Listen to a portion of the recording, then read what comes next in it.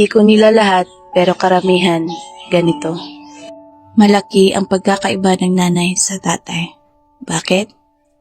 Ang tatay, magtrabaho lang yan at may maibigay na sweldo sa nanay. Responsableng tatay na siya. Pagsabihan ng anak ay sapat na. Pero, ang nanay ay nanay yan. Simula sa paghihirap, sa pagdadala sa sinapupunan, hanggang sa mailuwal ang anak, hanggang sa pag-aalaga pag may sakit, pagtingin, pag-aasikaso, pagpapakain, paglilinis, pag-aalala, paghatid sundo, pagluluto, paglalaba, pagtatanggol, kargo lahat ng nanay yan. May isa lang na hindi ka magampanan dyan, irresponsableng nanay ka na.